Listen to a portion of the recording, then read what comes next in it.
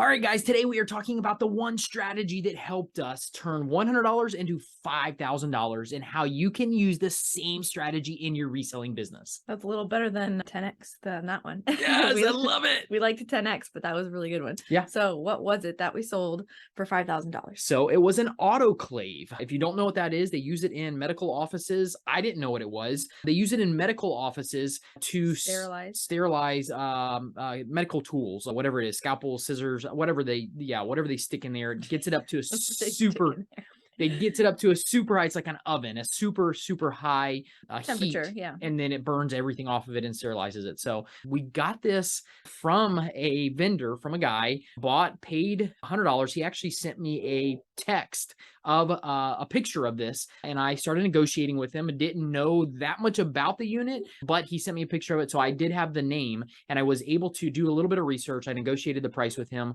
through text, and then I went and picked it up. Didn't he send you the picture on the side of the road? He was getting it from the side No, of the this road. one was not. I thought he got it. No, this one was not. Okay. This one he got from a Somebody. business. Exactly. Okay. So this one actually came from a business, and he sent it to me, and I negotiated it. When I got there to pick it up, I was very, very surprised at how heavy it was and how big it was. Way bigger than what I expected. So, which was cool because like I said, I didn't have a model number or anything like that. When I'm negotiating deals through text, sometimes you don't get the option to Go take a picture of that model number for me so I can look it up. I don't like to do that. So it's one of those things that I got the picture and I saw the name, and that's what I did the research on, was the name, and found out that it was an expensive unit, autoclave. It was an expensive one. So, but there's all different sizes. They make little ones and then they make big ones, and this was a big one. So super excited when I actually went to pick it up, got it, and then we cleaned it up. I tested it and put it on eBay. We sold it fairly quickly for $5,000. So, and it was over, I think it was like a $15,000 machine. Very, very expensive. And that's one of the things that when people hear like what we're selling for, we're not selling over retail. We're typically at around 50% of retail. That was even less than that. So, but we were able to get it at such a good price. So, cause he got it for free and made $100 on you right away. So absolutely. And he would have taken it, had I not bought it, he would have taken it and sent it to the scrapyard and got probably the same price on scrap that I could have brought it to the flea market, paid it for. It's possible he could have taken it there, but this is a very, very unique item that would have been a hard sell at the flea market. He probably would have taken it to the scrapyard and scrapped it. So you guys might be wondering, okay, what is this strategy? You got me hooked. You took $100 and you made $5,000 out of the deal. So what is the strategy? Guys, this is huge. When we realized this in our business, it took us to the next level, definitely to the next level. And you guys can implement this strategy as well when you're doing stuff. We talk about this often. We do. It's super important in our business. And even just yesterday, I went and picked up a couple items from, another story. We just recently this week had a meeting with our team. We had our team come down to Florida, rented a big house, and had a great time with them, had a blast. And it was really, really cool. We were looking for a whiteboard, and you were searching on offer Facebook. Yeah. Facebook, I think, looking for a whiteboard. And then he noticed that you got sidetracked by something. I did. I always, when I'm looking at items, I look at the seller. I click on their face. You can do this on OfferUp. You can do this on Marketplace. You cannot do it on Craigslist, but you can use it on those two apps. I know you can click on the seller's name or picture or profile, whatever it is, and it will pull up everything else that they have. Well, when I jumped in and looked at this whiteboard, I was excited about the whiteboard. It was a decent deal. I was going to offer him, he wanted $100. I was going to offer him $50 on it. And then I started looking at the other items he had listed, and it had a cappuccino or espresso machine, and it was a commercial one. It was a big one. So I forgot about the whiteboard, and then I started negotiating on the espresso machine because I looked it up, found out that he wanted $450 for it, and I found one comparable on eBay that was like $9,500. So $450 to $9,500. I'm like, okay, this is killer. So I shot him an offer just out of just wondering if he was going to take it, which I do this a lot of times. I sent him an offer for $250. I don't like to go out $450 unless I know, and I don't know how quick this will sell either. So, but he said it worked. It was in an office. They had to get rid of the office. So I kind of figured it was a cappuccino machine in somebody's office. They closed down the office and they were getting rid of it. Or espresso machine. Sorry, not cappuccino. I think it does cappuccino too. Both, yeah. So yeah, it makes a couple different things. But so I sent him the offer of $250. He wrote me back in like 2 minutes and said, yes, come pick it up. So I'm like, sweet. So then I'm starting to look at other items that he's got listed, and he's got some other really, really cool stuff. So I'm like, all right, well, note to self, bring more cash. cash so we can try to make some more deals while I'm there picking up the cappuccino machine. Probably has some more stuff to get rid of. Went and did it, and he gave me the story that they sold the office that they were in. They had to get rid of all the stuff. They had other stuff that was in there that they wanted to. So I ended up getting a couple things that day. What else did I buy that day? Jackhammers. Jackhammers. Yeah, some pneumatic jackhammers, super expensive ones with hoses, and I got those paid $250 for the cappuccino. When I saw the jackhammers, I asked him how much he wanted. He said $200, and I said, "Let me see how much is in my wallet. I'll give you whatever's in my wallet." And I had another $121. I had a $1 bill in 20s, and he goes, "Okay, I'll do it." So sold me 2 jackhammers. They're trying to get rid of everything. They are. They're trying to liquidate it. So 2 jackhammers and 2 hoses for $120. The jackhammers are roughly $500 to $700 a piece. Hoses roughly $150 a piece. So that was it. That's what I loaded in the car. We bought it. I took the guy's, no, I didn't take his number. But he had some other stuff in there, another cappuccino machine that was taken apart. And he told me, "Hey, you can have this for $50. And I was like, "All right, well, I don't really have any more room and I'm out of cash. So let me think about it and then reach out to me, in the future and let me know once you guys have to get it out of here and I'll see if I can do something." Well, he reached out to me yesterday, which was about a week? Yeah, a week. So a week after we bought the original stuff. And he's like, "Hey, that cappuccino machine is going to this is not the one we bought. This is one he had in there that was taken apart." Almost got. I almost did at that point, but then for we didn't need $50. any other projects. So no, now. And I didn't have any other money either because I used all the money in my wallet. So he messaged me yesterday and says, "Hey, that cappuccino machine is going to the trash today. If you want to come pick it up, you can have it for free." And I found a whole bunch of attachments to the jackhammers. I found all the attachments to it. And I was like, "Okay, yeah, I'll be there later today." I went and picked it up. And I got there. Jackhammers, he's probably got over $1,000 in jackhammer attachments. These are big pneumatic jackhammers. So they weigh probably 150 pounds a piece. But all the attachments for chiseling, for drilling, for all kinds of crazy stuff. And he gave those to you, right? Gave them to me for free with the jackhammers that I already bought from him. So I got those for free. And then I got the cappuccino machine that I'll end up selling for parts, but I got that for free. And then they're also trying to give me a floor vacuum, or not a floor vacuum. I gotta go back and pick up because you don't trash vacuum and some other stuff. And so, and I got the guy's phone number this time, and he's like, "Yeah, we're gonna go out of town tomorrow, but we will be back next week or something like that, and we'll call you and let you know." And they're to the point where they don't know what to do with this stuff, so they're calling me, telling me, "Hey, you can have this stuff." They also gave me a copy machine. Oh yeah, a huge laser copy machine. They said it worked and it was low on toner, but they had a brand new toner that just needed to be put into it. So I'm like, "All right, I'll take that for free." And I looked and it was selling on eBay they actually were selling on eBay for like $500. So they gave that to me for free. So you guys are like, "All right, Rob, tell me what's going on. I get all this cool stuff that you're getting. So how do you tie all this back to this strategy?" The one thing that really has helped us in our business is creating contacts, really creating relationships with sellers, with vendors at the flea market, people that you see at thrift stores, supervisors, people that you're going to meet on OfferUp or a marketplace that might have some more stuff for you. This is what's changed our business. Yeah. And I would say you didn't do this right away. So this was something that you basically never told anybody what you did. We would go to the flea market, go to the stores, just stay quiet, not tell anybody what we did. And then I guess this was kind of the same time we were jumping in full time, and you were being a lot more consistent at the flea market and more thrift stores and more sourcing. And that's a huge part of it, is being consistent. But you started to talk to more people. We go to the same flea market every single Saturday. You went religiously every single Saturday. You're going to get to know the same vendors that you buy from. That certain vendors, a lot of them at our flea market, they buy storage units. So they're buying storage units, then they just bring the whole lot to the flea market, and then Rob gets to go through and see what he wants. And so typically some of the same vendors do that. So you go and you look at their stuff. So you just create those relationships. And then if they start to know what he's looking for. So they're like, "Oh, hey, I have this in my storage unit. Do you want to come check it out?" We've been to other people's storage, we've gone back with them. You have a couple people that you've gone to their storage units, and then you get their phone number, and then they start texting you, "Hey, I have this." So in the midweek, when they get something that they know that he likes to buy, this random stuff that not everybody will buy at the flea market, that you're probably a better candidate to buy it than somebody at the flea market. And maybe they can sell it before they even get to the flea market. So it's a win-win for everybody. Absolutely. And you don't even have to go sourcing anymore because you get text to your phone.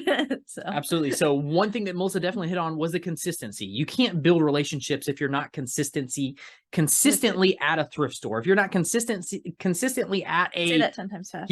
yard sale, at flea markets, if you're not consistently doing this, you're not going to see the same people over and over and over to build those relationships. So, and I was just going to add too, like even one of our friends and members at Bo does shoes, and he has a thrift store he stops at on his way back from work a couple times a week, once a week. I don't know how often he did it, but times. like they got to know him, and they would give him the senior discount, or they would give him, every time you buy something. Every time. So what if it's like on Wednesdays they get whatever, he would just always get the best discount because he was consistent and built a relationship. Built relationship with thrift store owners. So. Yeah. So back to the autoclave story. This is one of the vendors that I met at the flea market probably like 5 or 6 years ago when we first really went full time into this business. And he knows that I resell stuff. It's not like I hide it from him.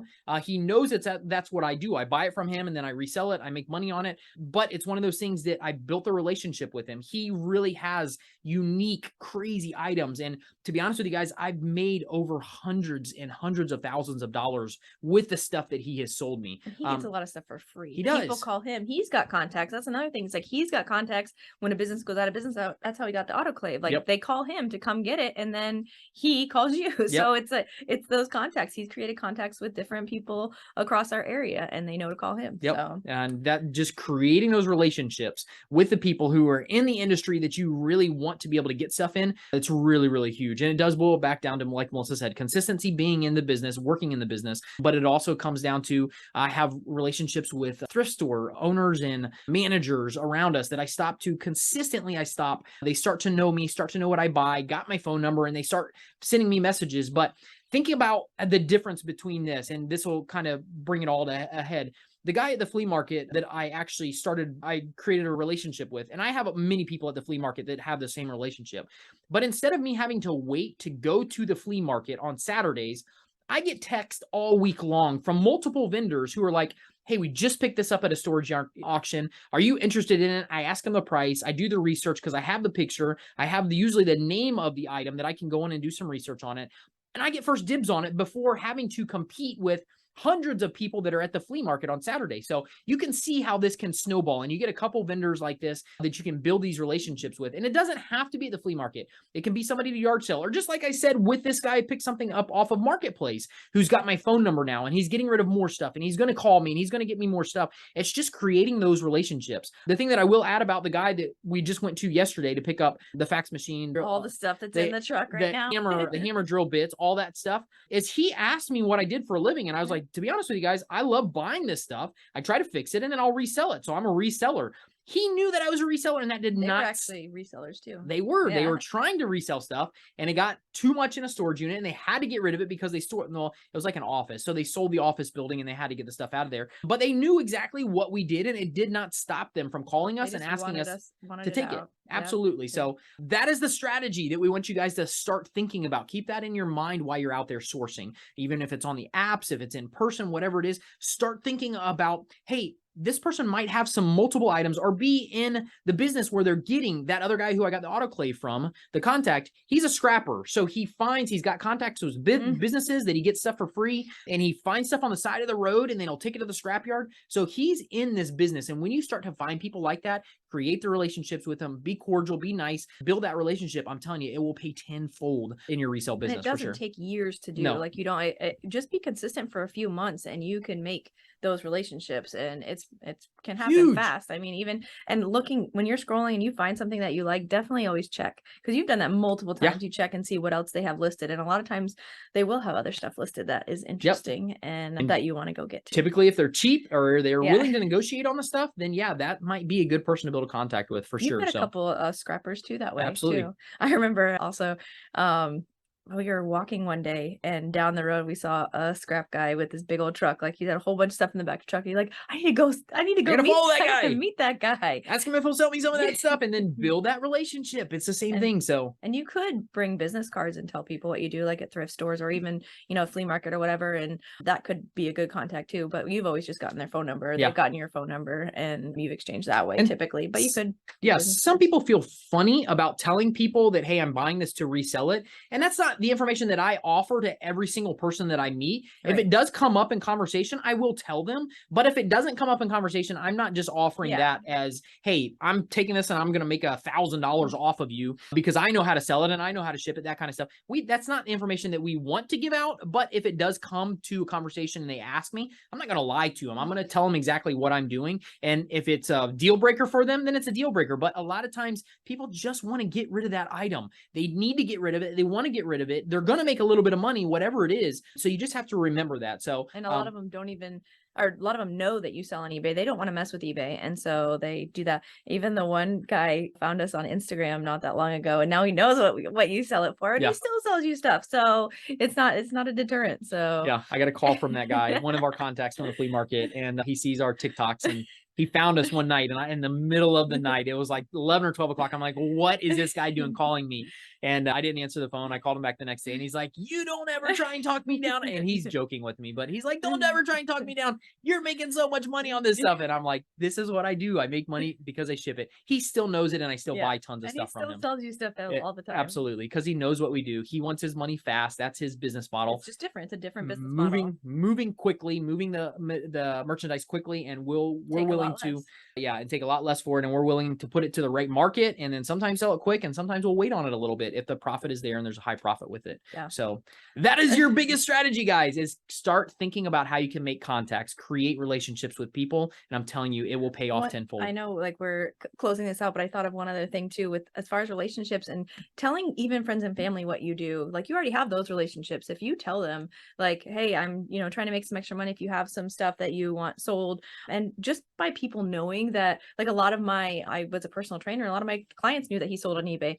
We got so many calls and texts still to this day. Like, for free stuff. I had good relationships with them and kept up with them for a long time. And they're like, hey, do you want this? Like, does your husband want this? And so, like, we still get those messages, and just because they knew what you did, and they don't want to mess with it, and they just want it gone. So we've gotten tons of stuff over the years just by letting people know that what we do. Such a great point. Tell your friends, tell your family, let people know that you're trying to make a little bit of extra money, and that's definitely will help you as well. You'll to never create know those what contacts. People have, they just want gone. Absolutely. So, absolutely. Awesome. So, guys, if you have not grabbed your seat yet for the Reseller Summit, go do it right now. It's going to be an amazing event. It's coming up very soon. Yes. And the resellersummit.com, you can go and grab your ticket. We want you guys to totally free. If you want to upgrade and get some extra bonuses, you can do it, but you can grab the ticket, your seat for total. It's free. You just have to register. So we are going to have such a fun time. We kick off with our welcome party call on Monday, October 24th,